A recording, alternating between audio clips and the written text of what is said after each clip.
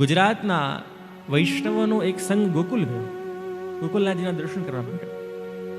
અને જ્યાં અમુક દિવસો પછી રિટર્ન થવાની વારી આવી, આજ્ઞા માંગવા ગયા, કૃપાનાથ ગુજરાત જવું છે, અમને આજ્ઞા આપો, આપ ગુજરાત જઈએ. અમે आज्ञा थी कि ऐसा करो कि तुम आज मत जाओ, थोड़े दिन बाद तुम जाइए.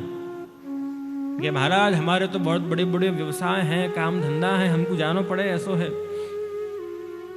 गोकुलनाथ जी हाँ तो पाड़ी, पण अनिच्छाए हाँ पाड़ी. हाँ पाड़ी पण ઈચ્છા ન હતી હા પાડવાની, પણ બહુ ધરાર પ્રેશરાઇઝ કરતા હતા એટલે કહ્યું કે ચાલો ભાઈ નીકળી જાઓ.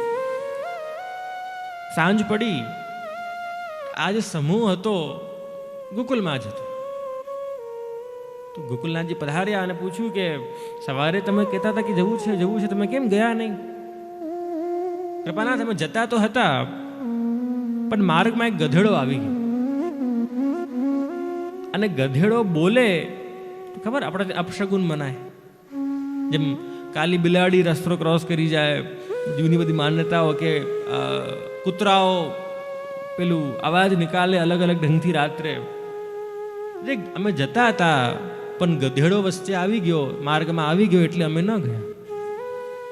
ગોકુલનાથજી આજ્ઞા કરે, જો ગુરુનું માનતા નથી અને ગધેડાનું માનો છો.